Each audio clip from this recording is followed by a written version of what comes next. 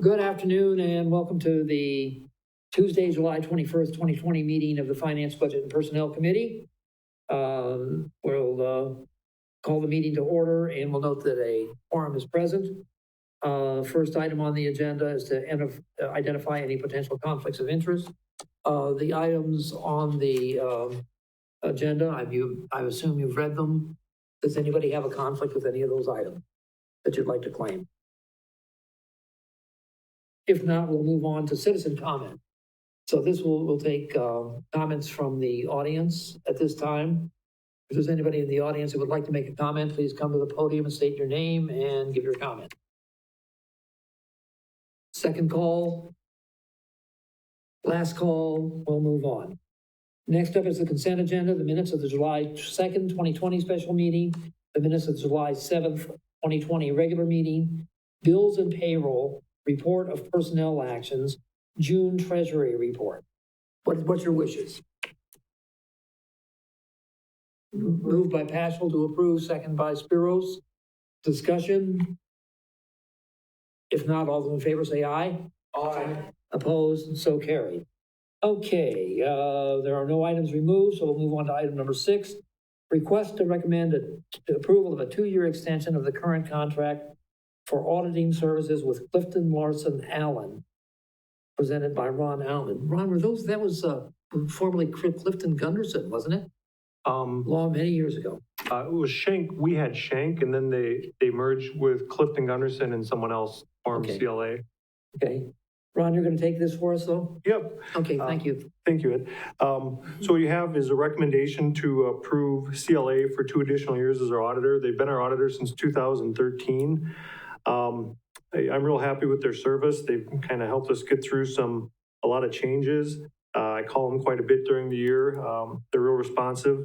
On the cost side, if you look at what they're proposing, just the audit for 2020, $40,000. That's the utility and the city before any add-ons. So $40,000. And if you read through the fine print, there's a 5% technology fee. So the 2020 proposed cost just for the audit would be $42,000. And when I look back at the 2013 RFP, the next two, the firms that came in second and third at that time were bidding $47,600 and $58,300. So even the 2020 audit is still below the 2013 other bids we got. January 1st, we're switching to a new software system, actually 2, Munis for our GL and our package and Kronos. And I think it'd be really helpful to have Larson CLA through those to 1 year post-remove. But then I definitely would like to RFP it after this 2-year extension. We'll be on a new platform. I think things will be a lot cleaner. I think we'll probably be a more attractive audit client. So that's my recommendation. And any questions for me? Mr. Handler. Move to approve the recommended contract extension. I firmly believe that some of the comments that Ron has made to me since we started with some of the difficulties were excellent, and therefore I am recommending the approval of this particular firm for the next 2 years. Is there a second? Second by Spiros. Mr. Let's see, Tom. Yes. Mr. Tom is fine. Thank you, Mr. Chairman. The only slight, ever minute hesitation I would have is just that this is the same entity, essentially, that didn't necessarily come out with vocal concerns to other leadership about the previous director's decisions on some of the TIF monies. And that would be the only slight hesitation. Now, if I have an assurance that any future, not that I think you're going to do anything, of course, Ron, but any future concerns would be voiced to administration and to us as a Finance, Budget, Personnel Committee.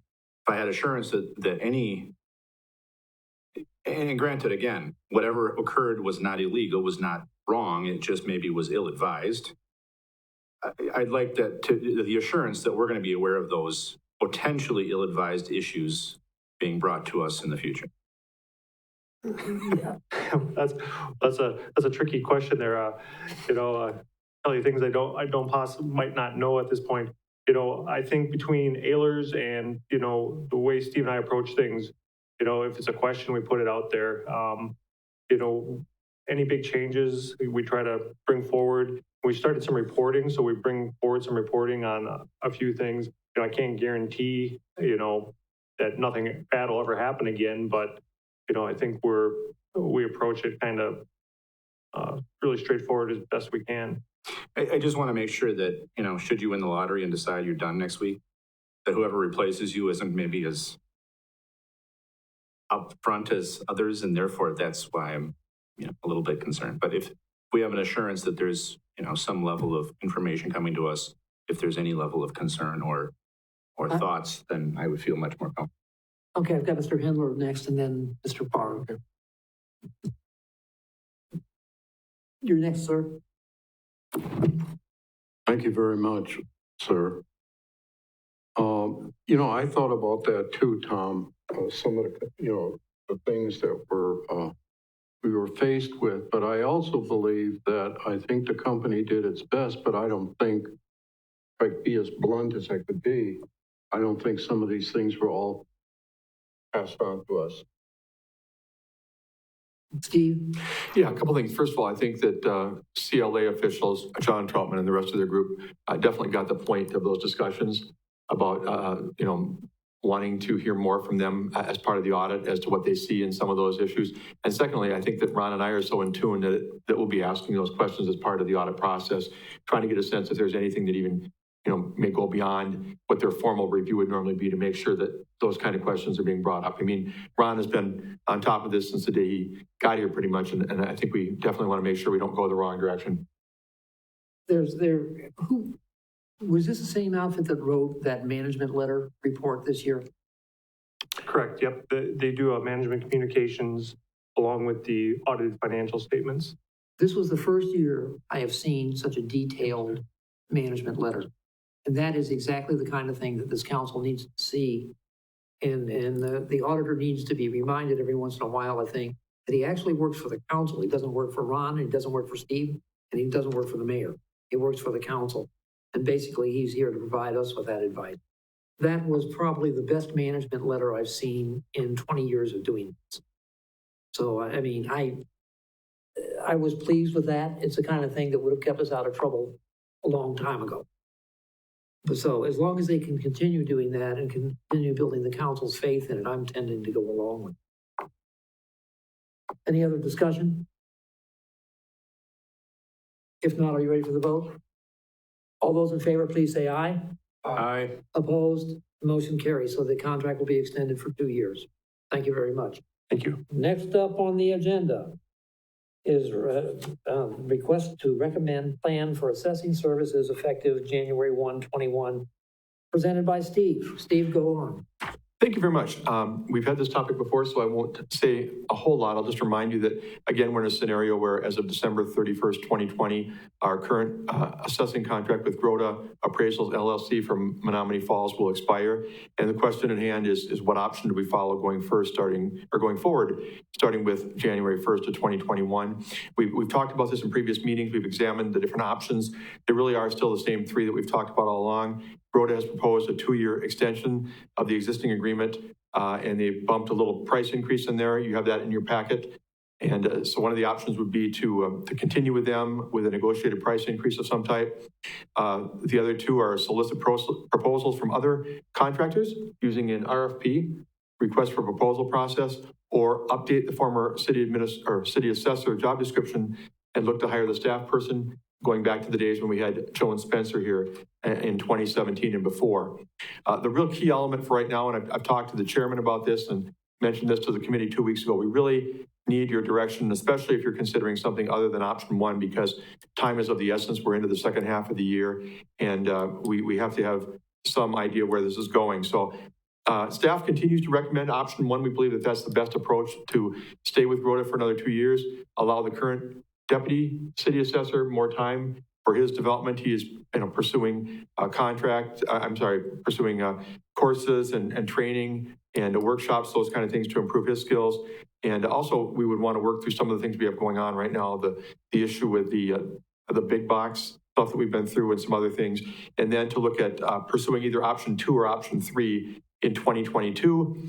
But as I said, regardless of what option the committee prefers, we really need a decision to be made and sent on to the council so we can move forward. The floor is open for discussion. I'll start it off, and maybe I can irritate enough people to get in on the discussion.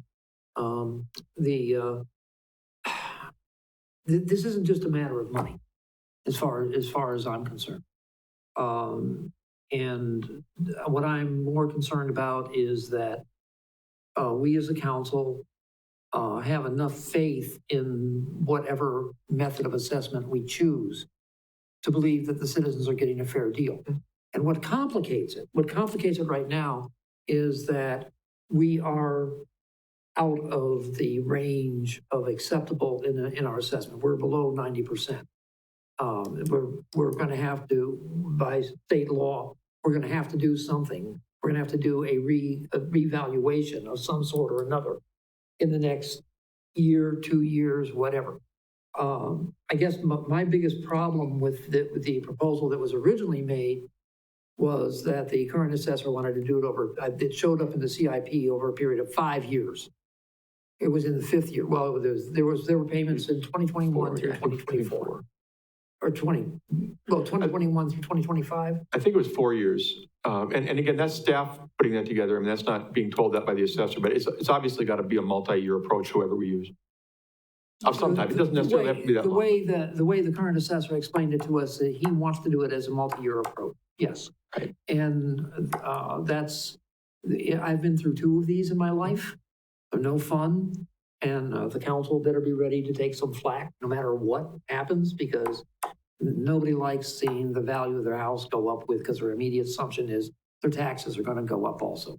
It's almost as if we passed a secret tax increase. That's what we'll be accused of. It always happens. It's the same thing.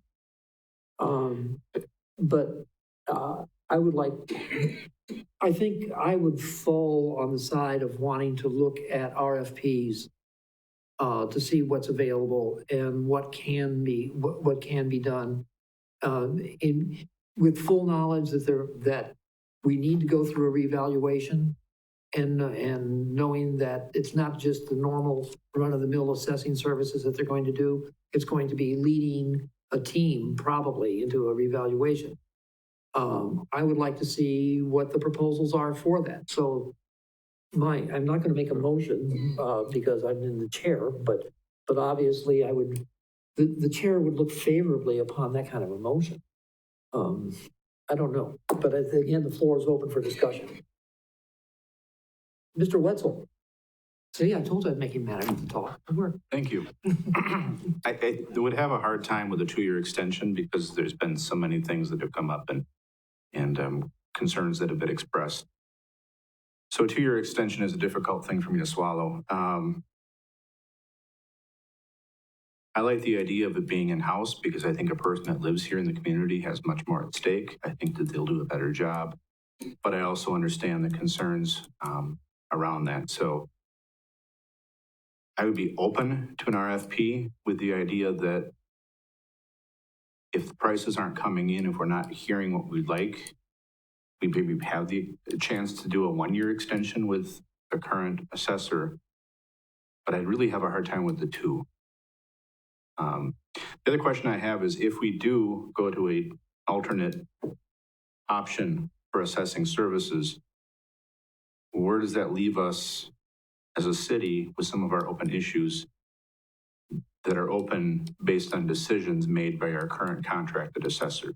So if a decision was made, for example, just for instance, and maybe somebody was unhappy with that and they decided to file suit, would the existing GROTA follow through that to the end, or would they wipe their hands when the contract ends and say, yeah, we could have helped you if you'd extended us, but we're done?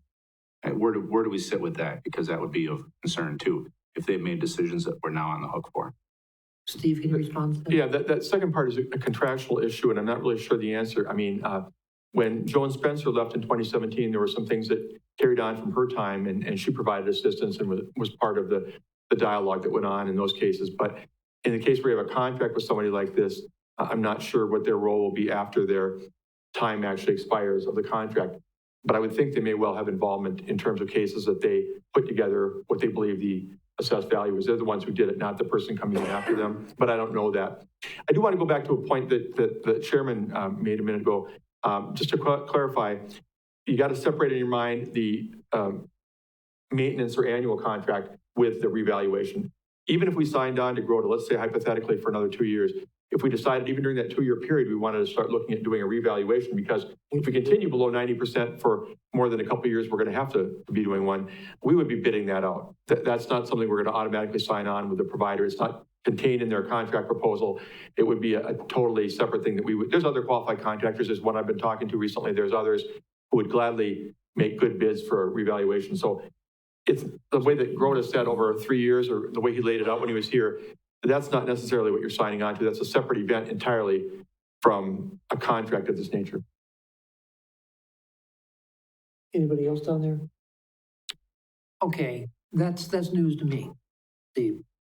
And, you know, I was assuming that we would be hiring extending this contract during a period when we're required, or pretty much required, to do revaluation. It's not so much that we want to, it's that we have to.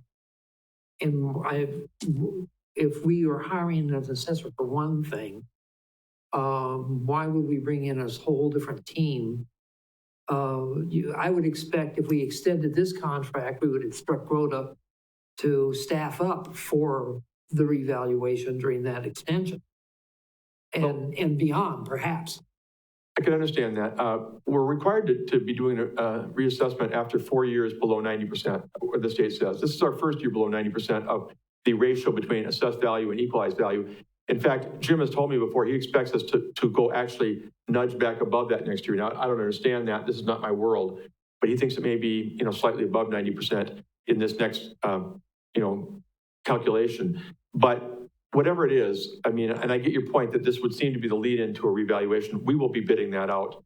There's no question about it. We're talking about a contract of, you've seen the numbers, and we wouldn't just be automatically using whatever provider is in place at the time as a lead into you are going to be doing the revaluation. That's just simply not going to happen, no matter how it plays out. You're trying to say, I guess what I don't understand is how whoever is carrying the contract or in the position of city assessor would basically work completely independently of whoever we hire to do the revaluation. Is that correct? I'm not saying that doesn't sound weird when you say it out loud, but you got it. But I mean, let's say you take another approach. Let's say you do an RFP and you select another provider. You'll be in the same boat with them if you sign more than a 1-year contract. I mean, it's a separate event. It's done separately. And I mean, it sounds odd to say it, but that is the case. We could very easily pick somebody else and there'd be some overlap of some type between the firms. I haven't been through that before, but if you feel more comfortable looking at a 1-year agreement to extend and then see where you want to slot the revalue in terms of committing to do a revaluation in certain years. Right now, we've got it plugged into certain CIP years. Then that's fine. Then maybe go with a 1 year. That's your call. I mentioned that, excuse me, Becky, I'll get back to you, but I think the reason, in my experience with the two that I've been through, I've done both of them with an in-house assessor, and where the contractor came in and worked with that person. So that's why I'm seeing, that's the model that I'm looking at. And it's very hard for me to fathom two separate companies with different profit motives, basically doing the same job or interfacing with each other and thing. That's what I'm having trouble with. Well, we've clearly pushed out the revaluation, from what we would like to have done, which would have been probably before now, because it costs a lot of money, and we've been monitoring to see where we rank in terms of assessed value versus equalized value. You're right. The last one we saw was 88%, and that makes me think that if it continues on that trend, we're going to have to do one in a couple of years. But if you want to look at a one-year thing, that's fine, and evaluate when you want to commit with somebody, whoever, to doing a revaluation. But I just want to make sure you're separating the maintenance contract, because I believe we could do a 2-year maintenance agreement and still make a decision sometime during that period that we're going to do a revaluation at the end of that or after that with somebody else. Ms. Spiros, go ahead. So in listening to what you're saying, if we went out for RFP, would we be able to look for a company that's able to do the revaluation. I always want to say reevaluation, revaluation. I mean, would that be possible that we could get the same company that would be our assessor, do our assessing and do the revaluation? Certainly. And I don't intend, the way things are right now, I don't intend that staff will be proposing that we start this process in 2021. So we're probably looking at 2022 if the numbers continue the way they are. So it would be on the tail end of that 2-year agreement that we would be looking for someone to be our provider of a full revaluation of some sort. And that decision could be then dovetailed into what we want to do with the service on a regular day-to-day basis as well. And just as follow-up, Chair. So are you saying if we hired our own staff and we had to do this, you would still look at contracting that out? You wouldn't have our own staff doing that? Correct. I mean, the way we're talking about right now, unless we're looking at bringing back another FTE, which we've still got on the books. You know, we had the appraiser leave and we didn't refill that position, but you're not going to have the people and the time element to do a full revaluation. I mean, it depends as to whether you're talking about the one that Jim mentioned where you get in every single house versus a lower level of evaluation that's a little bit more statistical in nature, but it's probably not going to be done in-house, I would guess. I know Joan did it. We've talked about what Joan did. And I think we've agreed that we really haven't had a real full revaluation done since 1987.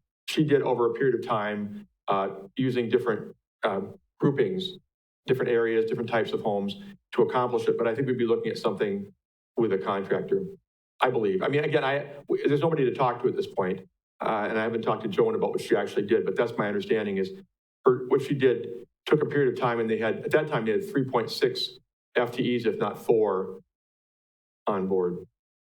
So just as a follow-up, so if we were to go above 90%, like Jim thought maybe would happen, you said then at that point, does you have 3 or 4 years if it falls below 90 to get the revaluation done? Yeah, if you're below. So does that 3 or 4 years start over every time? Like say we bounce up to 91 by chance next year, but then the following year we bounce back down to 89. So then you got 3 or 4 years from that year, or how does that work? I believe it's 4 consecutive years. 4. But I will say this, Rebecca, there's an identified need to do this. So I don't think we're going to put it on the shelf indefinitely, even if we flood it up and down. But that's my understanding of the requirement. But we definitely do want to do a revaluation in the next several years, I think. So my concern with Grota is, first of all, I think that they lacked some customer service skills, which was concerning. Secondly, I know that we're in the year of COVID. I get that. Everybody gets that. And I think that I feel like he wasn't here enough, to be quite frank with you. I get it that, that he travels and can do stuff remotely, but I feel like he just wasn't here. I mean, he kind of said that himself, that he wasn't here as often. And it's been a very long season. We've been dealing with COVID since March. So I have some concerns over the customer service complaints that have come in, not just one, but a few, and this revaluation kind of just throws a monkey in the wrench. I feel like if we gave them a 2-year contract, then we're doing this revaluation, you're bringing in another company, and I can see that you're saying they're not really gonna, they're gonna be 2 separate companies, and we should be able to move on without him in 2 years, and it wouldn't affect that process of the revaluation because you're bringing in somebody separate to do that. I understand all that, but I think that I would rather see this go out for bid. I mean, actually, to be truthful, I'd like to see it all come in-house and have this be in-house. But I don't know that that's possible because we're looking at now a 6-month time frame before the contract's over, so. Would there be any interest in extending 1 year and continuing to evaluate the staff idea as to whether or not we could find an assessor and, hear and get somebody that we would find qualified? I know that there's been questions as to, there aren't as many of those folks around, and, It wouldn't be my choice, but I understand we're up against a 6-month window here of his contract expiring, and it's probably time is of the essence at this point. And so I feel like we may be kind of forced with that choice. Mr. Wetzel, do you want to be recognized? Sure, thank you. I can just sense these things. I would move to extend for 1 year as we look to bring in-house the following year. I believe there was a number of months overlap as Joan left and Grota took over. I believe we're going to want a similar thing. Should we bring it in-house? I think if we were to go to any other source, alternate contract or otherwise, there needs to be a couple of month, potentially a couple of month crossover to be able to get that information over. I'll move to extend for 1 year, and then beginning of the year, look to try to bring that in-house in the future.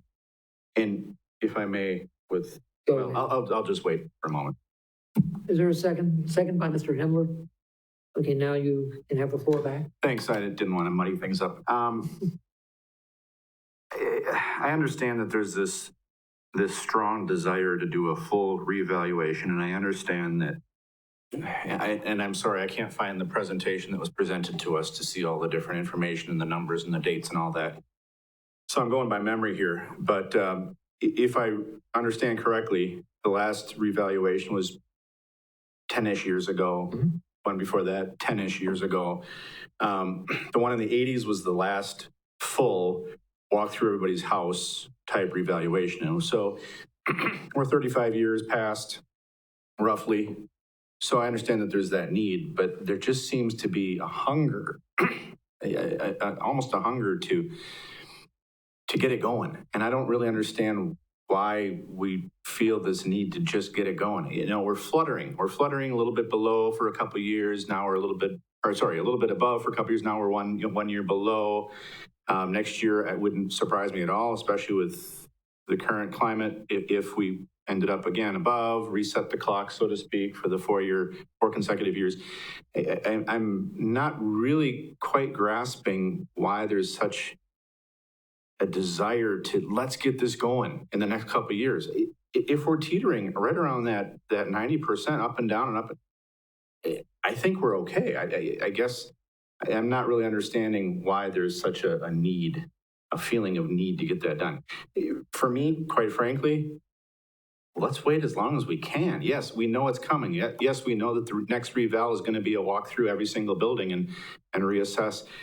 But why are we putting we got to get it going on this? Let's just wait and see what happens with appraisals and where we sit on that 90% line. And let's wait until we have to. And then we also have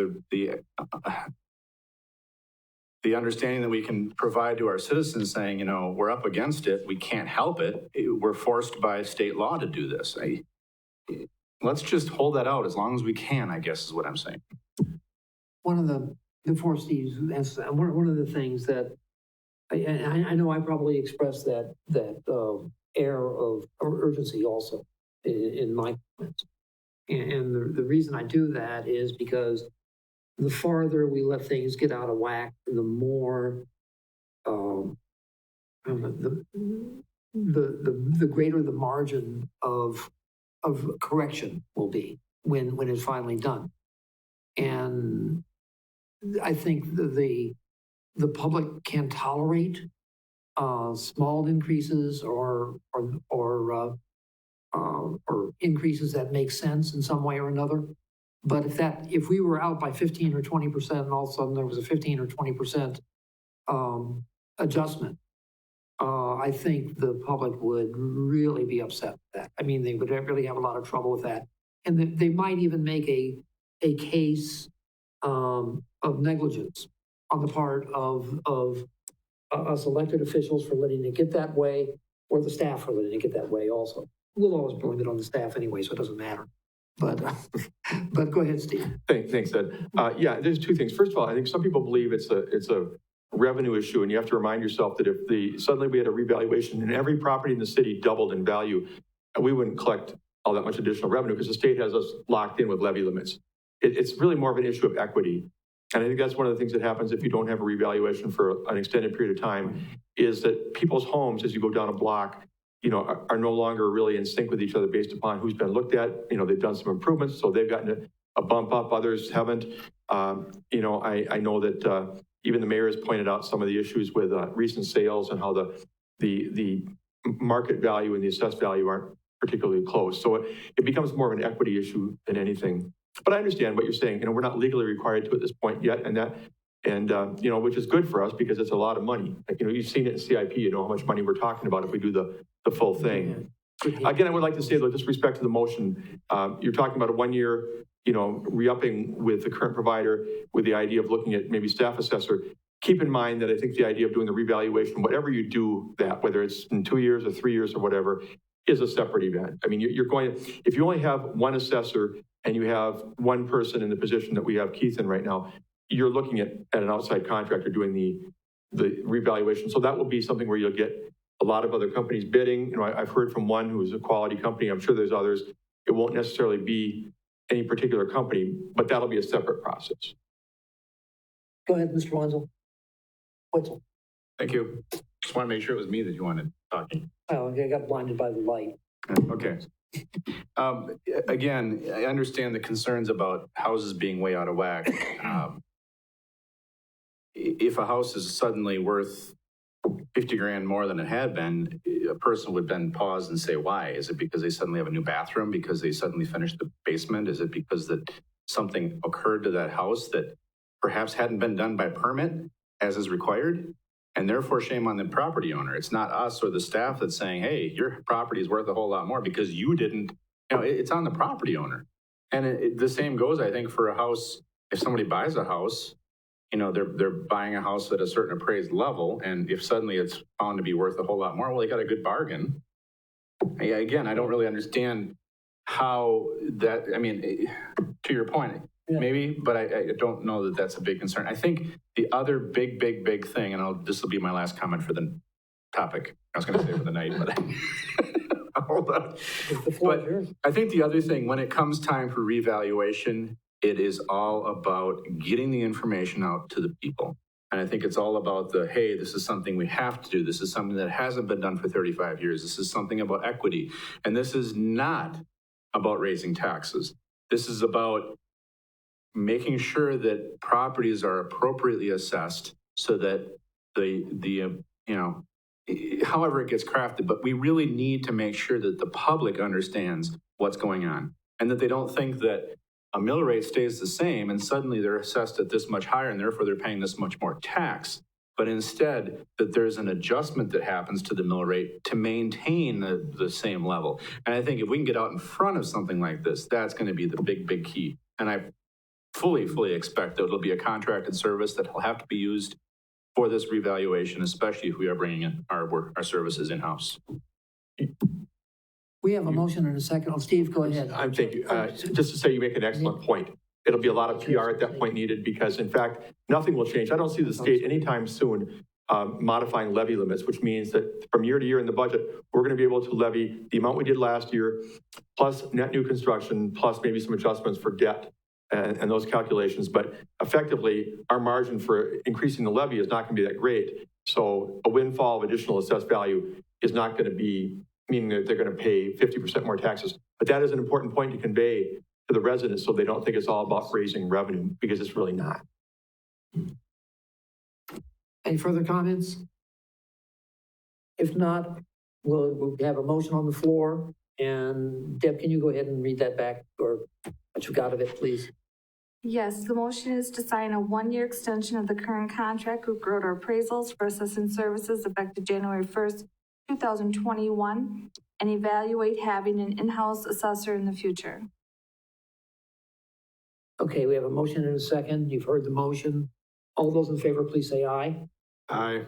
Opposed? Motion carries. Okay, thank you. That was a good discussion. I appreciate that. Next up on the agenda is discuss possible creation of an ethics committee, and it's presented by me. Over the past, I think 7 or 8 months, I've been hearing a lot about the need for, first they were talking about a need for an ethics ordinance. We actually have one. We actually have an ethics policy. We actually have quite a good one. And thanks to Steve, I find out that it's the standards that are set in that are very similar all across the state. Evidently, it looks like state boilerplate in there. So it's very well done. It's a good job. I'm pretty well pleased with what we've got. What we didn't have that some of the ordinances that Steve was showing was an enforcement mechanism or some way or process by which claims of unethical behavior could be adjudicated. And basically, among the things that Steve gave me to look at, there were, I think, 3, I'm thinking Fond du Lac, Reedsburg, and Fox Crossing. Fox Point were the ones that had what, in my opinion, had the best mechanism for enforcement. I've been sending this out back and forth between Jen and Steve, and we've gone over it several times, and they've suggested some rather nice changes in the thing. And I basically want to make sure that you had this, that it was emailed out to you. And what I'd like you to do tonight, if you don't want to discuss it because you're just seeing it for the first time, that's fine. If you've got questions about it, having already read it, that's fine too.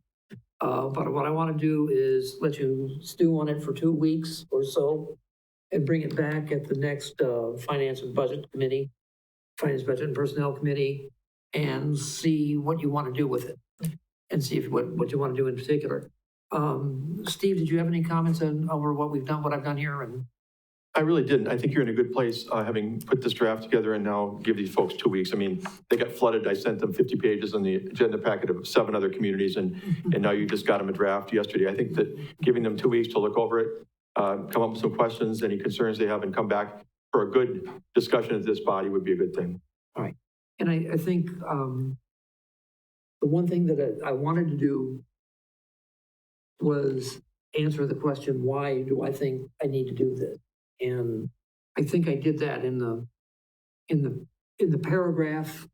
It's right at the beginning on the ethics board. It says there is hereby created an ethics board for the purpose of providing a means to manage administration of the city codes of conduct and ethics, and to resolve complaints alleging violation of those policies in a fair, equitable, and just manner for the city of Marshfield, thereby maintaining confidence in transparency, accountability, and integrity of the city in all of its dealings. And that's an important thing. I think we want to make sure that the public believes that we're being very transparent about our dealings, and that we have a way of dealing with transgressions against those dealings, with things that the public might consider unethical in some way or another. Jen, did you have anything to add? Okay. So it's in your packet, right? I think it was emailed to you, those of you who read your email. And I'll have you take a look at it. And I don't know if you've got any comments on it now, great. If not, we'll just pass over this and go on to the week. I have one question. Yeah, go ahead. What do we currently do if somebody files an ethics complaint against That's somebody? a good question.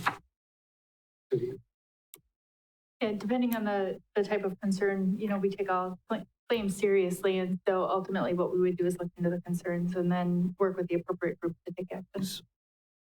Oh. That's better, I think. No, not yet. That's better. Okay.